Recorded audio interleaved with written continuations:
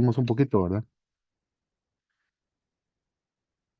Si no me equivoco, sí, sí Sí, vimos un poco. demasiado, sí vimos un poco. Bueno, entonces vamos a dejar eso para posterior y vamos a cerrar con eso, porque para cerrar con lo que se llama es el tema de la prevención.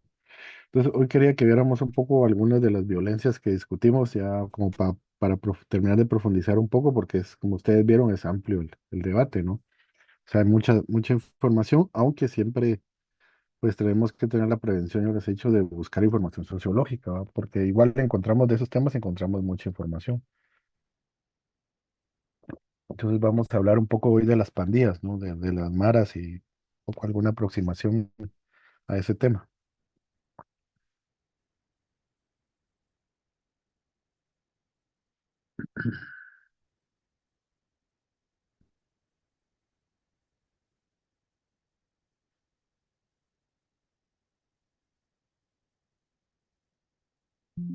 Bien, ya vemos ahí la diapositiva. Sí se mira, licenciado. Sí, miren, bueno, con esto de las maras, pues es muy amplio, ¿verdad? O sea, se puede investigar de muchas maneras, pero de la sociología nos interesa el tema, digamos, al menos relacionado con lo que estamos aquí, como un fenómeno de violencia juvenil, ¿verdad? Que está asociado en algunos momentos, vamos a ver, a una violencia criminal, ¿verdad? Entonces se entrecruzan esas violencias. Y podría llegar también a ser, en algunos casos, algunos de los de los hechos violentos que producen las maras, podría llegar en algún momento a una violencia también de género, ¿no? Entonces, como ven, es un fenómeno amplio, pero lo vamos a ubicar centralmente en la violencia juvenil. ¿Por qué? Porque los actores de las maras, los que producen violencia, son jóvenes. Entonces es un fenómeno de violencia juvenil muy específico del norte de Centroamérica, ¿verdad? Y particularmente es un fenómeno que podríamos decir único, ¿verdad? ¿Único en qué sentido? En el sentido de que aunque existen pandillas en otros lugares, digamos, el fenómeno de las maras es un tipo de pandilla muy específico que solo se da en el norte de Centroamérica, ¿verdad? Quizás solo se puede comparar, pero no son maras, ¿verdad? Porque son otra denominación, con lo que existe en Brasil, ¿verdad? Las famosas pandillas de Brasil también son muy violentas, ¿verdad? Pero no se denominan maras porque tienen otras características, ¿no? Y no tienen los mismos orígenes que tienen las maras, digamos, centroamericanas, ¿verdad? Entonces, cuando hablamos de maras, bueno, vamos a entrar en Guatemala, pero es un fenómeno común y que ha sido, los salvadoreños creo que son los que más lo han estudiado, ¿verdad? Tienen muchas publicaciones muy interesantes.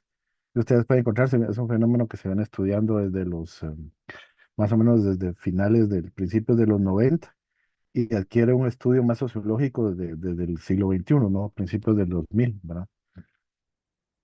Eh, y esto es lo que les voy a presentar, es un resumen de un trabajo que yo hice, una presentación que también presenté en un encuentro de Centroamérica sobre las maras, ¿verdad? Hay una publicación de esto, ¿verdad? De hecho, en la escuela hay un ejemplar si alguien lo quiere consultar, ¿verdad? Entonces yo hago un resumen estudiando un poco los fenómenos asociados a la violencia juvenil y les pongo de las maras a los mareros porque pues no es lo mismo hablar de maras que hablar de mareros, fíjense. O sea, ese es un poco el enfoque, ¿verdad? Entonces, nos centramos mucho en la mara como un fenómeno criminal, pero hablamos muy poco, y ese es un aspecto que tiene que hacer la sociología, entender quién es ese joven que integra la mara, ¿no? Es decir, el marero, ¿no? Entonces lo vemos mucho desde un fenómeno criminal. De hecho, el mayor éxito ahorita de combate, ¿verdad? Entre comillas, a las pandillas, lo tiene el gobierno del salvadoreño, ¿no? Pero con un enfoque netamente criminal, es decir, atendiendo el fenómeno de la violencia que generan las maras, pero no atendiendo el fenómeno social que significan las maras, ¿no? ¿Queda clara esta idea? Porque es importante. ¿Sí me siguen por dónde va? Sí, Lick. O sea, no es lo mismo. Por supuesto que está asociado, porque también ustedes van a leer, si ven investigaciones o incluso ahora es más fácil también encontrar, pues, no solo los textos, sino ustedes pueden ver seminarios, pueden ver conferencias en YouTube o en otras redes sociales donde se han hecho talleres y se habla de las maras, ¿verdad? Pero mucho que o agarran los medios, ¿verdad? Las páginas de los medios, cualquier medio, ¿verdad? Que publican noticias sobre este tema. Y el tratamiento siempre es básicamente viendo solo el fenómeno de la violencia criminal, ¿verdad? Pero hay que entender, digamos, desde un punto de vista sociológico, no solo la estructura, que es la Mara, sino quién integra esa estructura. Entonces aquí, pero tampoco podemos dejar de hablar, y eso es importante, porque Otros se van por otro lado y solo ven el fenómeno, digamos, de los mareros como jóvenes excluidos, pero también hay que hablar de la violencia. Es decir, lo que debemos de buscar es un equivalente, un equilibrio más bien entre cómo anular el fenómeno como un fenómeno muy específico de las sociedades centroamericanas y sobre todo hablando más específicamente, como hemos visto, de la violencia urbana, ¿verdad? Y verlo también como un fenómeno social, ¿verdad? Y un tipo de jóvenes que integran estos grupos que son muy violentos, ¿verdad? Bien, entonces primero hay que hacer algunos antecedentes, ¿verdad? ¿De dónde cómo se ha estudiado las maras, ¿verdad? Estos más o menos son, eh, eh, eh, obviamente en términos muy generales, porque esto es un tema muy amplio, ¿no? Eh, como les digo, esto fue una parte de una investigación que hice sobre cómo se había sido abordado en la última década el fenómeno de las maras, ¿verdad? Y la visión que yo parto ahí es una visión cualitativa, ¿no? Sobre el fenómeno. Primero citando, como dice, estudios nacionales y después estudios regionales, porque no podemos abordar el fenómeno de las pandillas si no lo vemos desde un punto de vista regional, porque no es exclusivo de Guatemala, ¿no? De hecho, en Guatemala el tema de maras no es tan importante como sí lo es en El Salvador y en Honduras, ¿no? Aunque es importante, ¿verdad? Sí, aquí tenemos otro tipo de criminalidades, no solo las pandillas, ¿no? Y lo que les voy a mostrar un poco es algunas áreas temáticas que han sido investigadas, que son transversales, y unas que son, digamos, algunos elementos que han sido menos estudiados, ¿no? Desde un enfoque de ciencias sociales, ¿verdad?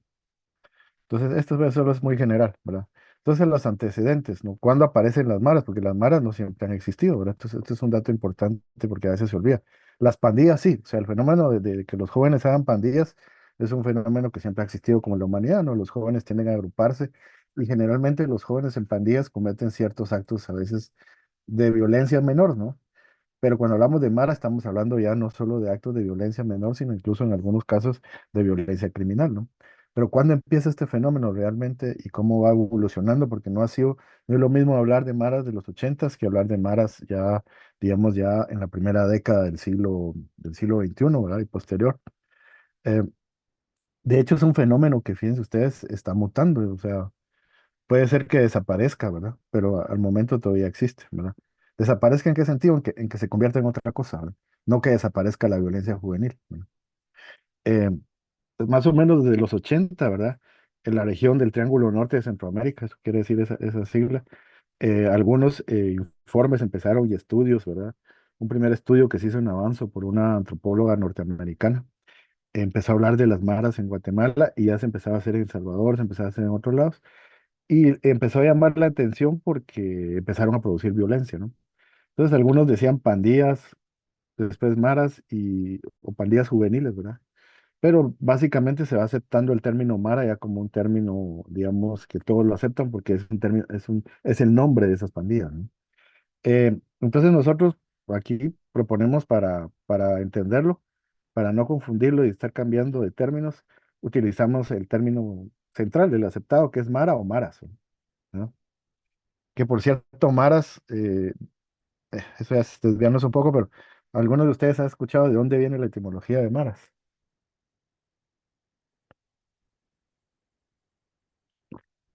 Al menos yo no, licenciado.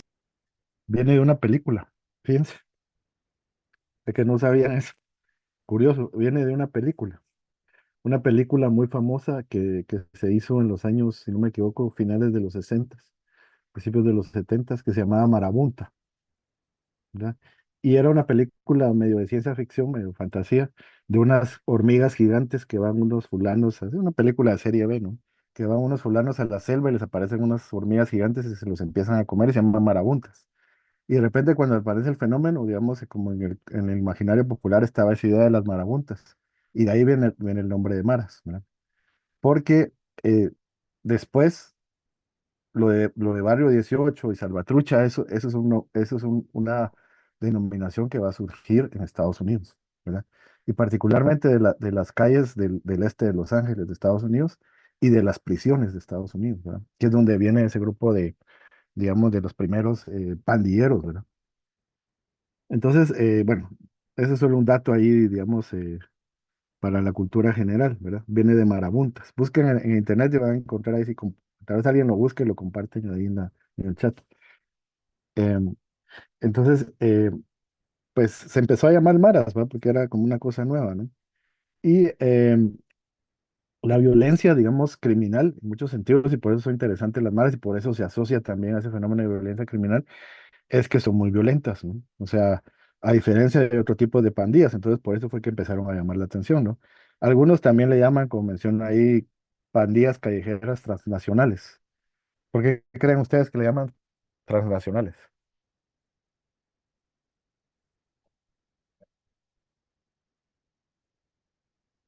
¿A alguien se le ocurre? Tal vez porque traspasan las naciones, no sé. Porque por ese rollo de la Mara 18 y la Mara Salvatrucha, es que 18 viene, o sea, muchos piensan, se los digo porque me ha tocado a veces cuando hablaba de estos temas, piensa que 18 es de la zona 18, no, no, no es de eso. Mara 18 viene de 18th Street, una calle muy famosa en Los Ángeles, en el este de Los Ángeles. Entonces era la Mara 18 porque esa Mara nació en esa calle de Los Ángeles, ¿no? Entonces, como tienen esas conexiones, digamos, con Estados Unidos, entonces algunos hablan de que son transnacionales, pero como vamos a ver, ¿verdad? No todas las maras tienen esa conexión transnacional. Ese es un mito que han creado un poco. Sí existe, pues, algo de eso, pero el que las maras obedezcan órdenes de las pandillas transnacionales, eso es un mito que ha creado los medios de comunicación, ¿verdad?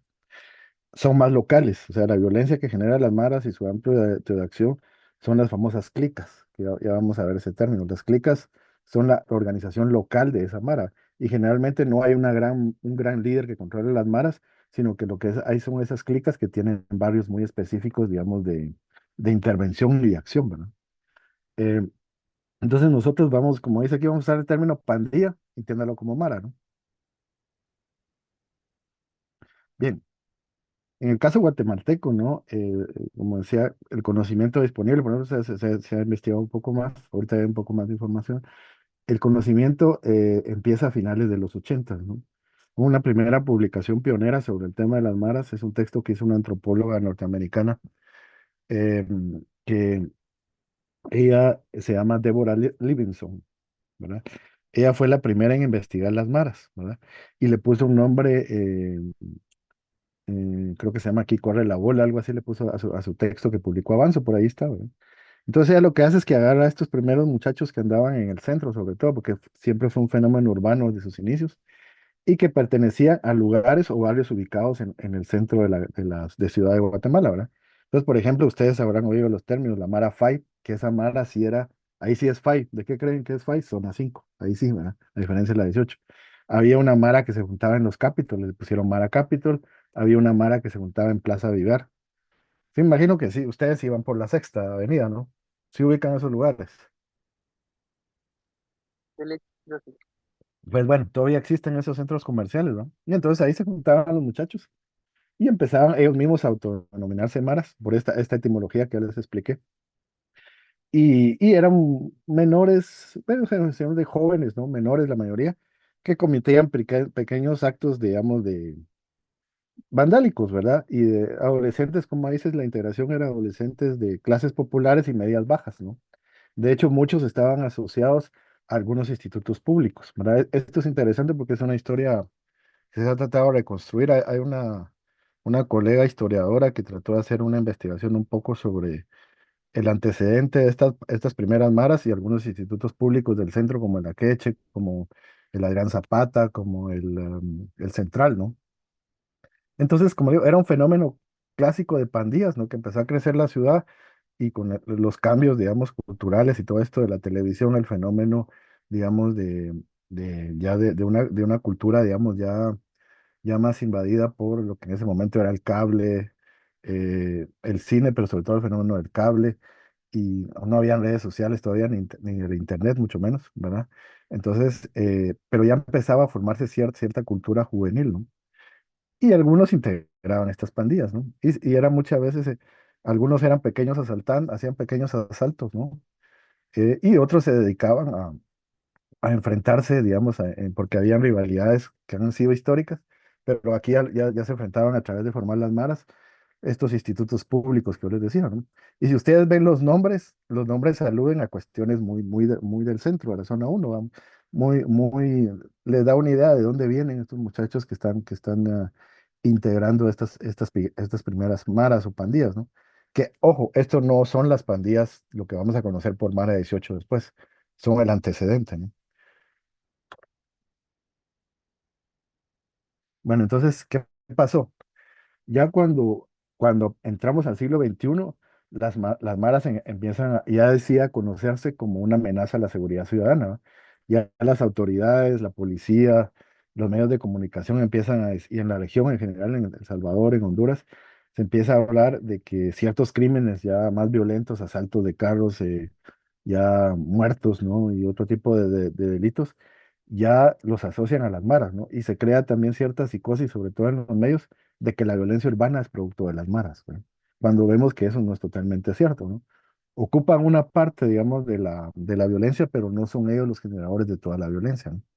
Y claro, hay maras ya que sí ya son organizaciones criminales ya posteriormente, ya que ejecutan sobre todo un fenómeno que vamos a ver posteriormente, que es el fenómeno de las extorsiones, ¿no? Y el sicariato, ¿verdad? Esas son dos cosas que no se conocían en los ochentas ni en los noventas, ¿no? Estas maras ya en el siglo XXI hacen eso, ¿no? En especial, las maras van a cometer un tipo de crimen que es muy particular, ¿verdad? En la sociedad guatemalteca de la primera década del siglo XXI, que es la ejecución de pilotos de buses urbanos, ¿verdad? Ahí están netamente esos casi un 100%, podríamos decir, de esos crímenes los cometían las maras, ¿no? Eh, y de hecho le llegaron a llamar a eso piloticidio, ¿no? O sea, era tan común, no sé si algunos de ustedes se recuerdan, no eran muy pequeños, pero del 2005 al 2010 más o menos, se morían en la ciudad capital 4 o 5 pilotos al día, ¿no? Casi como las motos ahora, pero eran pilotos de bus, hasta que eso reconfiguró después el tema del transporte público en el país, ¿verdad? Pero las maras se vuelven de atención internacional cuando de repente un diario muy famoso, quizás un diario más importante del mundo, publica el New York Times, ¿verdad? Publica un artículo en septiembre de 2024 donde cataloga a las maras como un grupo terrorista, ¿verdad? Así que ahí viene un poco esa idea. Y entonces ahí ya los gringos también se meten a hablar de las maras y ya empiezan a exigirle a estos gobiernos políticas especiales para combatir el fenómeno de las maras, ¿no? Y ya los medios retoman también esa atención, digamos, de la opinión pública hacia las maras y empieza a ser un fenómeno ya que ya se vuelve, digamos, como se dice ahora, se hace visible, ¿verdad? Se visibiliza el fenómeno. Antes, pues no, cuando era Capitol y esas cosas, o Marafai, pues nos afectaba a los que andábamos por el centro, ¿va? Porque teníamos que cuidarnos que no nos robaran o algo así, ¿va? A mí me tocó un par de veces, ¿no? O sea, si usted llevaba tenis, les encantaba. Por ejemplo, usted llevaba un par de Nike o así, era favorito de la Mara Fai o la Mara que andaba en el centro, que lo dejaban descalzos y lo agarraban los cuates, ¿no? Entonces, pero ya aquí estamos hablando de otro fenómeno, ¿no? Bien, entonces la mayoría de estudios, como dice, tanto regionales, se van dando cuenta de ese cambio. ¿En qué momento las maras pasaron de ser pequeñas pandillas juveniles a ser organizaciones criminales? Y en algunos casos, porque no todos, allá organizaciones tipo crimen organizado, ¿no? Eso empezó más o menos como digo, 2004, 2005, ¿verdad? Ahora, ¿por qué pasó eso? ¿Verdad? Se preguntarán ustedes. Aquí voy un poco rápido porque, ¿verdad? Porque es bastante ese tema, pero ¿qué origina esa mutación del fenómeno de las pandillas? Pues hay dos factores ahí que explican eso, ¿no? Cómo las pandillas se van a transformar en estos actores violentos, prácticamente una violencia criminal. Algunos estudios y muchos creo que los más serios coinciden con eso, ¿verdad? Algunos hablan que en conflicto armado y todo ese rollo, pero vamos a ver que esa no es la explicación, ¿verdad? Porque no, países como Honduras, por ejemplo, no tuvieron conflicto armado y el fenómeno de pandillas llegó a ser también muy importante. Entonces, en primer lugar, lo que menciona la mayoría de estudios, haciendo una síntesis, eh, lo relacionan con los efectos de las deportaciones masivas que empezó a tener Estados Unidos de pandilleros a partir de la finales de la década de los 90, con el gobierno de Clinton, ¿no? O sea, en ese momento Estados Unidos dijo, ya tenemos mucha gente en la cárcel, las pandillas se habían vuelto un fenómeno muy importante, sobre todo la 18, ¿verdad? La hora 18, ¿verdad? Eh, entonces, se habían vuelto un fenómeno, sobre todo en las cárceles, empezaron a saturar las cárceles, hubo un acontecimiento muy importante en más o menos principios de los 90. No sé si ustedes se acuerdan de este crimen que ocurrió en la pandemia de un ciudadano negro que lo mató la policía? ¿Sí se acuerdan? Lo del Black Lives Matter. Sí, el Black Lives Matter, sí. ¿Cómo se llamaba el señor? ¿Se recuerdan el que lo mataron? Floyd, no sé qué, algo así, ¿verdad? Si no me equivoco. Pues un crimen así es usual en Estados Unidos. En los 80 pasó un crimen así en Los Ángeles. La policía mató a un muchacho que era pandillero. Y entonces se desató una serie de protestas protestando contra el abuso policial, pero también irrumpieron la pandilla hasta 18 o barrio 18, ¿no? Que de ahí viene el nombre, ¿verdad? No la zona 18, como les digo, que algunos confunden eso, ¿verdad? Después en El Salvador se va a formar 18 revolucionarios, pero esa es otra expresión. Entonces hay protestas muy violentas, ¿no? Y bueno, para resumir, esas protestas generan saqueos y la policía empieza a identificar que detrás de esas protestas en Los Ángeles está la pandilla Barrio 18, ¿verdad? Y entonces empiezan a decir, bueno, ya tenemos muchos pandilleros, ¿qué hacemos con estos fulanos? Entonces se le ocurre al gobierno estadounidense, los vamos a deportar a sus países. Y se empiezan a dar cuenta, porque se empiezan a dar cuenta, estas pandillas eran latinas y sobre todo estaban en una parte donde están los salvadoreños. De ahí también surgió otra mara que se pone el nombre de salvatruchas, ¿no? Salva por salvadoreños y truchas por ser pilas, ¿no? Por ser así avispado, ¿no? Entonces, una de las cosas que se les ocurre es, bueno, deportémoslos a sus países, porque muchos de esos, ellos eran ilegales y algunos no eran ilegales, pero por ser delincuentes los empezaron a deportar. Ojo con esto, estoy hablando finales de los 90. Miren cómo la historia se repite, ¿verdad? O sea, eso de que se le ocurre ahora al gobierno gringo no es de ahora, ya habían hecho eso. De hecho, esa afirmación de que envían delincuentes estos países a Estados Unidos es más bien al revés. Son ellos los que nos han enviado delincuentes, ¿verdad?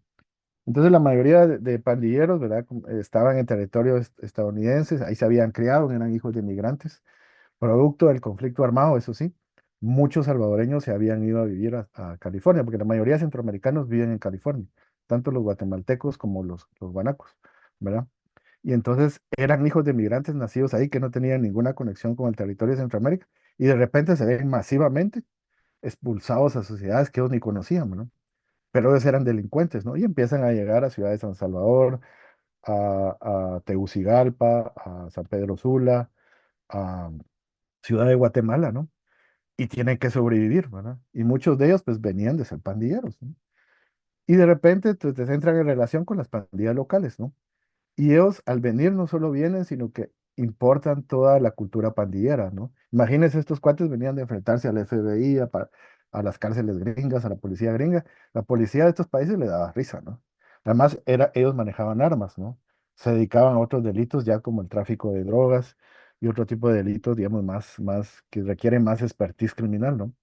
Y ellos importaron entonces en ese momento la la simbología también en la cultura pandillera, todo ese rollo de los tatuajes, del lenguaje de señas, la vestimenta es una vestimenta típica del cholo, ¿no? El cholo, que es esa cultura que nace en Estados Unidos, que el cholo es básicamente ese latino que es hijo de inmigrantes y, y que pues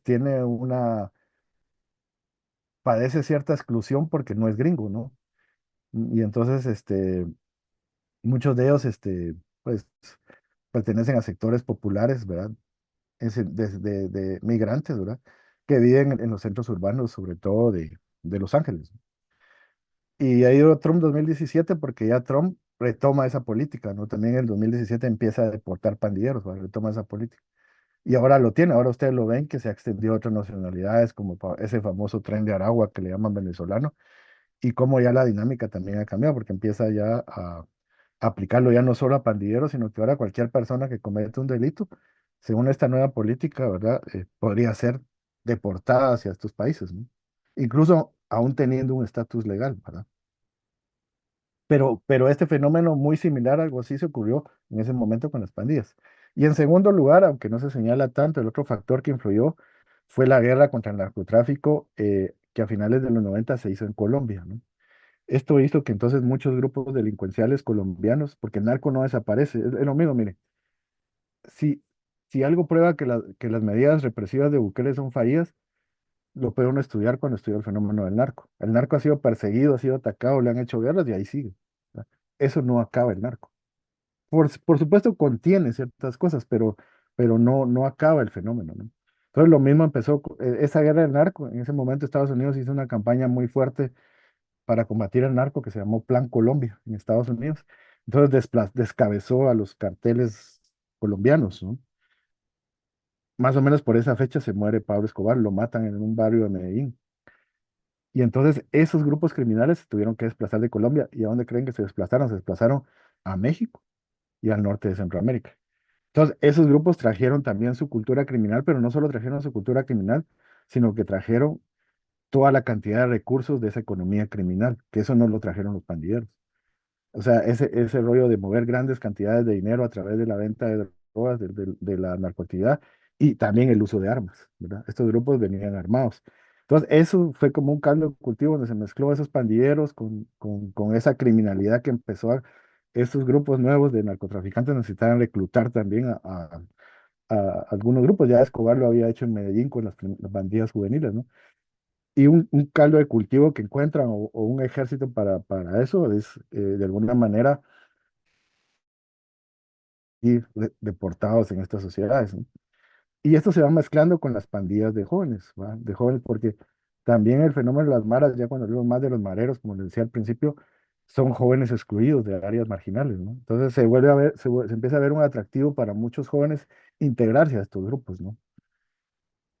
Eh, Como dice un tipo recientemente que miraba yo un documental, que fue pandillero, ¿no? Y el tipo dice, ¿por qué te metiste en la pandilla? Por el dinero, no, le dice. Por las drogas, no, le dice, a mí no me gustaban las drogas. Por el poder, dice. Yo miraba que estos chavos en los barrios tenían poder y yo quería tener poder también. Entonces, también es un fenómeno, digamos, de identidad y otra serie de fenómenos que vamos a ver después. Entonces, entonces estos factores, ¿no? El crecimiento del mercado local de la droga, la proliferación ilegal de armas de fuego, la utilización de algunos pandilleros por los carteles y otros grupos, eh, empezó a hacer crecer, ¿no? Y más o menos algunos datos que yo les menciono ahí, porque son quizás de mayor auge en ese momento, ¿no? Porque siempre ha habido cifras, porque esto no hay como que una cifra, digamos, porque es difícil estudiar estos fenómenos, ¿no? Eh, Más o menos hablaban en el caso, digamos, de 2010 en adelante, entre 14.000 a 20.000 pandilleros, que no son pocos, ¿no? Cifras exageradas de los medios llegan a hablar de 1 millón o de medio millón, lo cual es demasiado exagerado eso, ¿no? Pero sí, más o menos. Y en el caso de Guatemala era el país comparado con Salvador y Honduras que tenía menos pandilleros, siempre ha sido así, ¿verdad? Porque aquí hay otros grupos criminales, ¿verdad? Bueno, entonces, en el caso de El Salvador, pues uno podía medirlo a través de ciertas cifras en las cárceles, ¿no? Siempre las cárceles, la mayoría, en las cárceles salvadoreños desde estos años, en las cárceles de El Salvador siempre ha habido mucho preso pandillero. Gran parte de los presos en las cárceles salvadoreñas siempre han sido pandilleros. No era el caso de Guatemala. O sea, algunos estudios que se empezaron a hacer en principios de la primera década del 2010, mostraban que lo más que había pandilleros en Guatemala eran como unos 1.000, ¿verdad? En primer lugar porque eran menos y segundo porque no eran un problema eso digamos, de Honduras, ¿verdad? Siempre, como dice, siempre estos hay un subregistro, ¿no? Bueno, ¿qué temáticas se han investigado de las maras y qué nuevas temáticas, verdad? El primero, como les digo, y ustedes lo ven por todo lo que les estoy diciendo, ¿qué relación tenían las maras con la violencia y la criminalidad urbana? Y sigue siendo ese el enfoque, ¿no? Pues el enfoque de Salvador es ese, por ejemplo, ¿verdad? Pero hay otros temas, ¿verdad? Por ejemplo, el tema que les mencionaba, las maras, el transnacionalismo y el crimen organizado. ¿En qué medida las maras tienen conexiones transnacionales y también son crimen organizado? Otro tema que se ha investigado también son las respuestas políticas y estrategias estatales, ¿verdad? Un cuarto tema, las estrategias y respuestas no estatales, ¿verdad? Porque también ha habido estrategias tanto lícitas como ilícitas para combatir el fenómeno de las maras, ¿no? Y nuevas temáticas, temas que han sido poco investigados, ¿verdad? Y algunos que han ido surgiendo, ahí solo señalo de algunos, el tema de pandillas y género, ¿no? Cómo también empieza un grupo también de incorporación de jóvenes, de mujeres, ¿no? A las pandillas el tema de las maras y los derechos humanos, ¿verdad? Que es otro gran tema. Y el tema de las maras y la depredación social urbana. ¿En qué medida las maras reflejan, en cierta forma, dicen algunos, la descomposición social de nuestras sociedades, ¿no? Al final, las maras son un producto de estas sociedades, ¿verdad? Aunque tengan, digamos, antecedentes como ya les mencioné, externos que explican cómo aparece el fenómeno, al final no se hubieran podido producir si no tuvieran ciertas características de sociedades. Todo lo que ya hemos visto en las lecturas que hemos hecho y lo que hemos hablado en las clases, el fenómeno de la segregación urbana, el fenómeno de la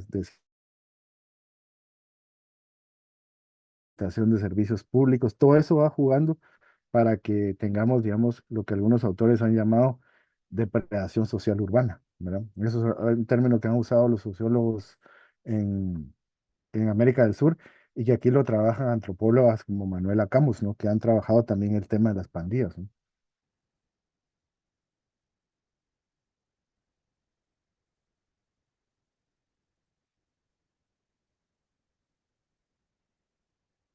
Permítame. Vamos a hablar sobre algunos de estos temas porque no nos da tiempo a tocarlos todos, ¿verdad? Hablemos, me interesa hablar de esta parte, ¿verdad? Porque es el tema de la violencia que digamos, nos interesa en el curso. Cuando uno revisa la literatura y las investigaciones y todo, investiga el tema, va a ver que lo que más se destaca de las maras es la violencia, ¿no? O sea, el uso de la violencia como un grupo social que se tiene su lenguaje de la violencia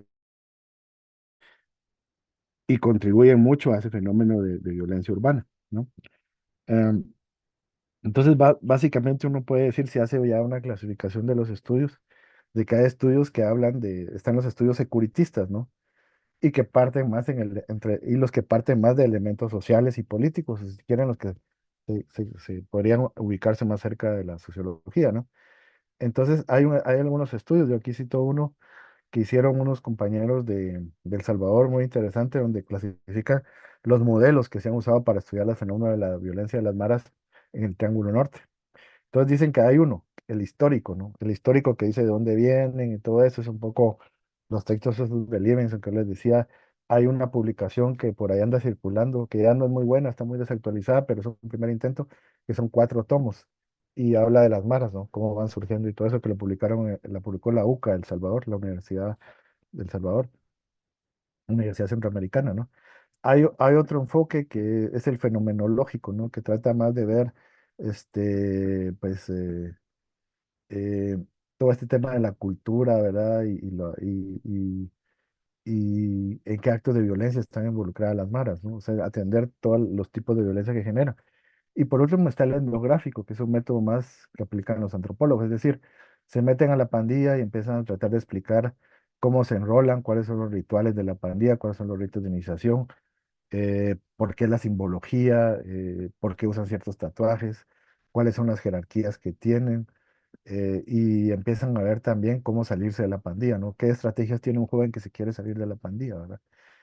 Y estos, digamos, a excepción del tercero, quizá la mayoría de enfoques que han existido se centran mucho en, eh, en los efectos, ¿no? Que generan las maras, pero no en el sujeto, es decir, el marero, el pandillero, ¿verdad? Un poco por eso les decía yo que al principio yo le puse marero, de la mara a los mareros, porque falta más estudiar eso, ¿no? O sea, nos preocupamos mucho por la violencia, cuántos son, qué delitos cometen, pero nos centramos poco en explicar quiénes son realmente, ¿no? Y aquí hay otro fenómeno que nos interesa, ¿no? Las maras como actores de la criminalidad, porque hay desde una perspectiva, digamos, mediática y que no es, y que es más, digamos, sensacionalista o amarillista, se le atribuye a las maras toda la violencia, ¿no? Y los estudios han demostrado que son actores de la criminalidad, pero no generan toda la violencia, ¿no? Y claro, hay también en el caso de El Salvador, sí, ahí sí podemos decir, por eso es que la política de Bukele es también aceptada. Sí, sí, en El Salvador sí, el principal problema de criminalidad sí han sido las maras, ¿no? Pero no es el caso guatemalteco ni es el caso de Honduras, ¿no? Y el caso de Guatemala comparado con El Salvador y comparado A mí me tocó estar un par de veces hace unos años, antes de la pandemia, en algunos encuentros regionales sobre el tema de pandillas, y yo miraba, me quedaba un poco sorprendido cómo los colegas salvadoreños y los colegas hondureños habían investigado más que nosotros el fenómeno de maras, ¿no? En Guatemala siempre había un subregistro de esos temas, ¿no? Eh, y entonces, en el caso de las cárceles, por ejemplo, en Guatemala, ya centrarnos en Guatemala, como les decía hace un rato, el 10% de los presos eran pandilleros, ¿no? Mientras que en otros países era la mitad o la tercera parte, ¿no? Y también se hicieron algunos estudios que nos muestran la participación de los homicidios, ¿no? Eh, Aquí fíjense en las tendencias, no tanto en las cifras, porque esas pueden variar, ¿no? Pero las tendencias seguramente se mantuvieron, ¿no? Por ejemplo, un estudio de la PDH que habla de los homicidios muestra que de los homicidios, por lo menos casi un tercio lo cometen las maras, ¿no? ¿Cómo investigan esto? Dirán ustedes, pues cuando uno se mete en esto tiene muchas formas. No es agarrar la prensa, porque la prensa, la información no es fiable, es solo una fuente más. Uno va a las fiscalías, ¿verdad? Y en las fiscalías ve uno de los crímenes que más o menos han sido investigados y resueltos, va a los juzgados y ahí ve, se dice quién es, bueno, esto fue la Mara 18, o esto fue la Mara Salvatrucha, entonces así se conforman esos datos y a veces entrevistas, ¿no? Eh, entonces es importante, ¿no? Sin embargo, miren ustedes, pese a esos datos, cuando se han hecho estudios, uno que hizo el PNUD sobre percepción de la violencia, la gente piensa que el 46% de los delitos los cometen las maras, ¿verdad? O sea, hay una, si leyeron esta parte del texto de Matilde que ella explora un poco esas cosas, ¿verdad? Van a ver que siempre hay una distancia entre la percepción y los datos reales ya de criminalidad. Siempre la percepción es distinta a lo que dice la realidad, pero es lo que lo denomina la gente, ¿va? Y entonces aquí juega un papel muy importante los medios. Bien, paro ahí, nos conectamos en un par de minutos. Ok, licenciada. Finally,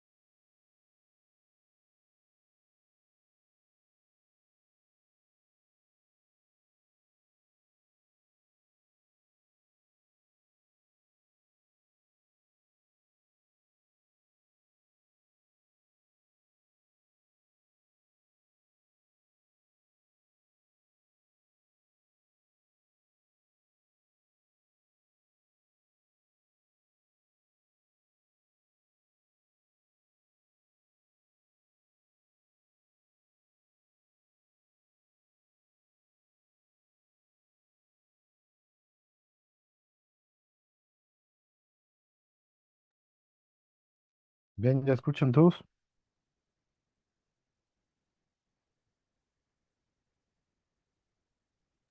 Sí, licenciado, se escucha y se ve la pantalla. Ok, bueno. Bien, entonces les decía que estas son, digamos, algunas de las temáticas que han sido estudiadas, ¿no? De las maras y algunas nuevas temáticas, ¿verdad? Entonces, a mí me interesa, no nos vamos a meter mucho en esto, sino nos vamos a meter solo en estas dos porque nos interesan las clases, en la clase, ¿no? Y por cuestiones de tiempo. Entonces, vamos a hablar de las maras y la violencia y las maras y el crimen organizado, ¿verdad? Bien, entonces les decía yo que la mayoría de literatura especializada pues ha distinguido ese fenómeno del uso de la violencia en el caso de las pandillas, ¿no?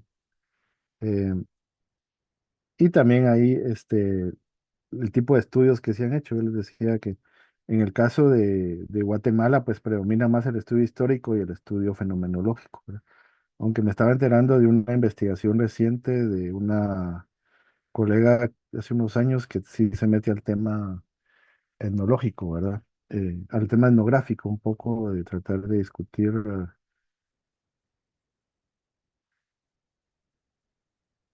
Sí ven la pantalla porque a mí se me desapareció aquí. ¿Sí la ven? Sí, licenciado. Ah, bueno. Bueno, entonces, en el caso de Salvador y Honduras, pues se han investigado los tres tipos, se han hecho los tres tipos de investigación, ¿verdad? El histórico es importante porque nos muestra de dónde vienen las pandillas y cómo van evolucionando. El fenomenológico, pues es mostrar las formas de violencia, ¿no? Y el etnográfico quizá es el que nos sirve para entender más al pandillero, ¿no? Es decir, de dónde sale y cómo es, ¿no? Sus características sociológicas. Entonces, les decía yo que también las maras, en términos de la percepción, ¿verdad? A veces se les atribuye que son los actores de toda la violencia, ¿verdad? Pero no son los actores de toda la violencia, ¿verdad? Ya los datos muestran otra cosa, y uno lo compara viendo el número de detenidos que hay, ¿verdad? Por esos delitos, viendo el nivel de que participan en algunos delitos específicos, ¿verdad? Y viendo también, de alguna manera, los datos que manejan las fiscalías, los datos que maneja la Policía Nacional, ¿verdad? De hecho, ustedes habrán escuchado que cuando se habla de ciertos delitos, por ejemplo, la extorsión, se habla, algunos, las fiscalías le han puesto el nombre de los imitadores. ¿Se han escuchado ese término? ¿Sí han escuchado? No, licenciado. Eso de los imitadores se refiere a que algunos grupos delincuenciales se hacen pasar por pandilleros, pero realmente no son pandilleros. Bien, entonces esto, pero las pandillas, ¿por qué son interesantes también? Delitos que antes no se miraban, ¿verdad? Aquí estamos hablando en los últimos, digamos, la primera mitad de la primera década del siglo XXI y la segunda década, ¿no?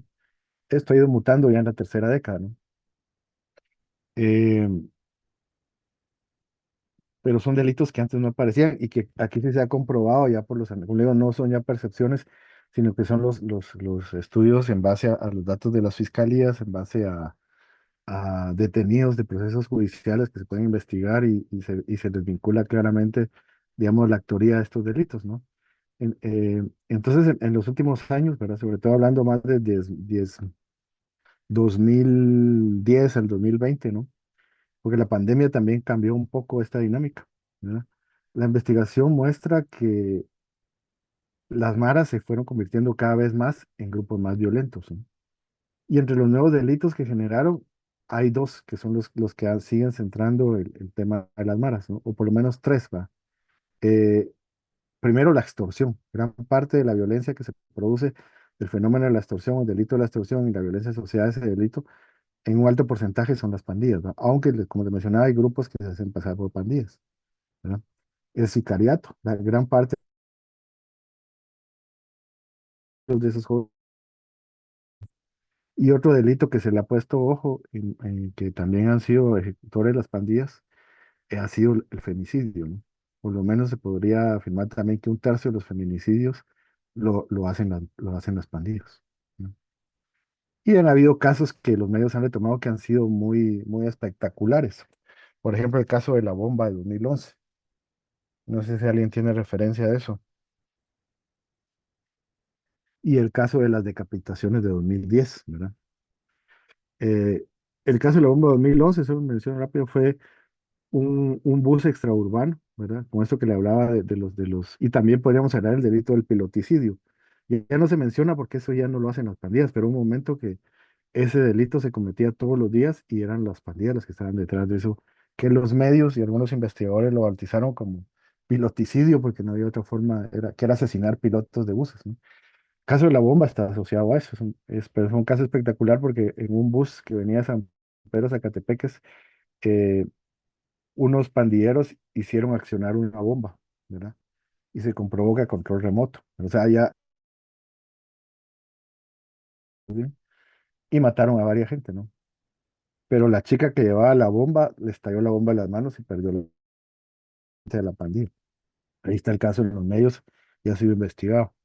Y las decapitaciones de 2010 fue cuando en ese momento de repente aparecieron una mañana, pero ahí se ve el vínculo que tienen con otros grupos, ¿no? Aparecieron una mañana varias cabezas, una en el Congreso, otra ahí creo que en el Palacio y en lugares públicos, y en centros comerciales, ¿no? Y las cabezas llevaban ahí digamos, pues la identificación de que habían sido las pandillas, ¿va? Ellos decían que habían sido los que habían ejecutado ¿verdad? Am, bien.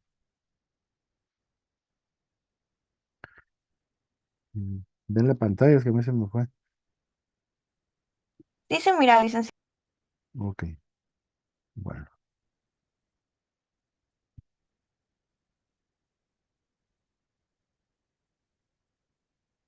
ponlo porque aquí me desapareció.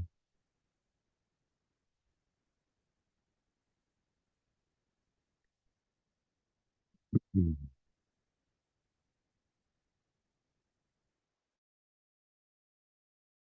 Eh, Permítanme, solo voy a quitar una pantallita aquí que me está molestando. Bien. Son casos, ¿no? Que por eso también ha hecho que las maras se destaquen como fenómeno de criminalidad y efectivamente son crímenes, digamos, ya crímenes que podemos decir de crimen organizado, ¿no? O sea, ya no son delitos menores, ¿no? Y aquí unos datos, ¿verdad? Investigaciones que se han hecho, ¿no? Un estudio señala ahí que el caso de la extorsión, el 70% ha sido a residencias, ¿no? 23% a negocios y 6% al transporte. Creo que sigue siendo similar, aunque los negocios seguramente se han incrementado. Eh, el dato de los piloticidios, ¿no? Fíjense que entre 2009 y 2012 murieron 627 pilotos de buses urbanos, ¿no? Y prácticamente atribuibles digamos, a las pandillas, ¿no? Eh, y de ahí algunos datos digamos, de lo que ha sido, dónde se concentra esa mayor presencia de esos actos violentos de las pandillas. Principalmente ha sido los municipios de Guatemala, ¿no? Misco y Ciudad de Guatemala, ¿verdad? Aquí hay varios estudios que se han hecho, estudios del CIEN, Camus, la PDH, ¿verdad? Que documentan esos fenómenos. También se puede hablar de las maras y el sistema penitenciario, se ha estudiado un poco, ¿no? En el caso de la región, miren, estos son datos, digamos, de hace más o menos de, de principios de la década de 2010, y ahí se mostraba, y esas tendencias, les aseguro que en El Salvador es mayor todavía el dato, eso ha crecido, pero las tendencias se mantienen, por eso cuando analizamos fenómenos sociales, fijémonos más que en los datos puntuales en las tendencias, ¿no? Y ver si hay una variación en la tendencia. Para esa época, el 32% de los reclusos de El Salvador eran pandilleros, ¿no? En Honduras el 21, casi 22%, y apenas un 6% en Guatemala, ¿no? ¿Y por qué? Un poco la explicación, por lo que dice ahí. A diferencia de El Salvador y a diferencia de Honduras, Guatemala nunca ha tenido una ley contra los mareros, ¿verdad? Que eso ha incrementado las capturas. Por ejemplo, les doy un dato. Tony Saca, presidente de El Salvador hace unos 15 años, sacó una ley que se llamaba Super Mano Dura. Fíjense ustedes el nombre. No se llamaba Mano Dura, sino Super Mano Dura. Pero era muy similar a lo que hacía Bukele, ¿verdad? Solo que no con la variante, porque Bukele lo llevó al extremo. Que si usted tenía un tatuaje, solo y lo podían meter preso. O solo con que hubieran tres jóvenes, y lo decía la ley, literal, ¿verdad? Eso, o más, reunidos en una esquina, pandilleros, ¿verdad? ¿Y quién decidía eso? los policías y básicamente, ¿verdad? La policía, esos son para el boom, a la cárcel, ¿va? Pero se empezaron a cometer muchos abusos porque empezaron a capturar a muchos menores de edad, ¿verdad? Y aquí, como ustedes saben, a nivel global es eso, ¿verdad? Pero en El Salvador igual, los menores de edad no pueden ser tratados con la misma tipo de penalización que un adulto. Entonces empezaron a haber muchas denuncias internacionales y el gobierno tuvo que dar marcha atrás. Pero El Salvador siempre ha tenido ese tipo de políticas, ¿no? Bukele las lleva al extremo, pero no es el que las empieza, ¿no? En Bukele ha sido más fácil instalar esas políticas, digamos, represivas, porque El Salvador tiene ya toda una tendencia a hacer eso, ¿no? Ya viene toda una dinámica del gobierno de querer, digamos, combatir a las maras a través de medidas punitivas y sobre todo de las medidas punitivas, que lo vamos a discutir un poco cuando hablamos de prevención de la violencia, tienen que ver con atacar el fenómeno, digamos, de la violencia juvenil utilizando enfoques de endurecer las penas y poner más policías, pero sobre todo endurecer las penas, ¿no? Entonces, y aquí viene otro fenómeno, ¿no? ¿Qué son las cárceles en nuestros países, ¿no? Y de hecho lo que se mostró con esto, por eso quizá lo de Bukele no sé qué tan funcional sea en ese sentido, habría que verlo, ¿no? Porque creo que es más restrictivo. Lo que demostraron las cárceles es que los pandilleros, en vez de desalentarlos y que tuvieran cierto tipo de rehabilitación, en la cárcel se cohesionaban más, se organizaban mejor, ¿verdad? Y había una forma más fácil de comunicarse entre ellos y de coordinar las acciones, digamos, delictivas, ¿no? Eh, y ese es un fenómeno asociado, digamos, ¿qué implica esto en términos de prevención? ¿Va? Aquí estoy ya yendo al tema de prevención, que si queremos combatir a las pandillas, tenemos también que hacer algo con el sistema penitenciario. O sea, no es solo perseguir mareros y meterlos presos, sino cómo transformamos las condiciones penitenciarias y cómo hacemos efectivamente que haya rehabilitación, ¿verdad? Aquí en el caso, digamos, de El Salvador, lo que ha mostrado algunas investigaciones es que parece que son más restrictivos, ¿verdad? Están aislados y todo eso, pero son más brutales los medios. Entonces, en términos de generar cierta empatía o cierta cohesión social, o sea, yo creo que los que están ahí al final, si llegan a salir de ahí, van a salir con un gran resentimiento y un deseo de venganza a esa sociedad que los llevó a ese nivel digamos, de tratamiento como animales, ¿no? Entonces, eso es bastante complejo eso. Y aquí se menciona un caso que fue estudiado en un texto que hizo un investigador norteamericano que no ha sido traducido, Brad Random, de la Universidad de Texas. Y él habla ahí del caso del rompimiento del sur en 2005, ¿va? Que fue un caso que muestra cómo las pandillas están conectadas porque había un pacto, ¿verdad? En las cárceles. Y en ese 2005 hubo un rompimiento del sur, así le llamaban al pacto. Entonces, simultáneo, eso pasó aquí en Guatemala. Murieron como no me acuerdo si unos 40 pandilleros o más en diferentes cárceles de Guatemala por una orden de un pandillero, ¿verdad? O sea, se empezaron a matar entre ellos. Y el caso más extremo fue en la cárcel de Escuintla, ¿no? Donde ahí estaban los pandilleros y de repente resultaron hasta muertos con balazos, o sea, alguien les llevó las armas, ¿no? Entonces eso mostraba, digamos, el nivel de coordinación que tienen en las prisiones y cómo de alguna manera combatir el fenómeno de las pandillas implica también transformar las condiciones de las prisiones, ¿no? Eh, y estudios de antropólogos, ¿verdad? Y los que han hecho etnografía muestran cómo, por ejemplo, los mareros en las cárceles es un centro de sociabilidad para ellos, ¿verdad? De hecho, hay una fotógrafa hace unos años hizo un trabajo muy interesante donde muestra cómo era la vida de los pandilleros en las cárceles de El Salvador y muestra cómo celebraban la Navidad, por ejemplo, con sus hijos, cómo cuando había un chavito, cumplía años, un hijo de ellos, le hacían la piñata en la cárcel, cómo tienen ahí una serie de condiciones donde viven mejor que si estuvieran afuera. En fin, o sea, hay otra forma, por eso digo, de estudiar estos fenómenos, ¿no? Y entonces, de hecho, las cárceles se convirtieron en un centro de sociabilidad muy importante. Entonces, ¿qué explica eso? Que combatir las pandillas implica también atender esa parte. Y para los que les gusta el tema también, ¿verdad? Me recuerdo que hubo un fotógrafo gay que hizo una serie de estudios de fotografías de pandilleros. Y los tipos así, si ustedes se dan cuenta, eran muy musculosos, ¿no? Digamos, parecían modelos, ¿no? Y entonces, muestra cómo también muchos dedicaban su tiempo libre a cultivar su cuerpo, ¿verdad? No sé si han visto esas fotos de los pandilleros. ¿No? Es interesante, ¿verdad? Como ustedes ven, hay muchas cuestiones asociadas a ese fenómeno. A este cuate le interesó ese tema, le dice, porque estos tienen tan buen cuerpo y se dio cuenta que realmente muchos se dedicaban a eso, ¿no? A cultivar su musculatura. Y se volvió incluso hasta, digamos, una propaganda eso, ¿no? Bien, entonces hablemos de las pandillas, el transnacionalismo y el crimen organizado, que es otro gran tema, ¿no? Voy a hablar con un par de cosas de esto y con eso cerramos esta parte.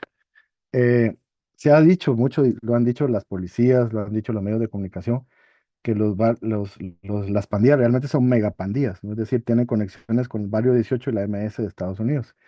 Sin embargo, como dice ahí, esta inscripción es simbólica, aunque el tatuaje diga MS o diga sa- eh, 18.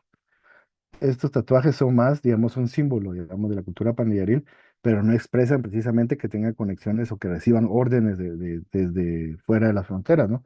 Más lo que se ha visto es que los datos han mostrado que los pandilleros tienden a organizarse en lo que se conoce en el lenguaje pandilleril como clicas, es decir, grupos locales de pandillas que operan, digamos, en un sector, pueden ser en la zona 18, tomar una colonia, Limón, o El Paraíso, o en Ciudad Perona y así, en fin, ¿verdad? Y tienen nombres que lógicamente nos ilustran, digamos, eh, las ascripciones culturales de estos pandilleros, va, Vatos Locos, los Crazy Hollywood, los Killers, no sé qué, y ustedes han visto esos nombres, ¿no? Que los asocia pues a una cultura juvenil que está muy vinculada primero al mundo, digamos, un poco de las películas y de los videos, y últimamente también a los videojuegos, ¿no? Se ponen nombres que hacen referencia a esas ascripciones culturales.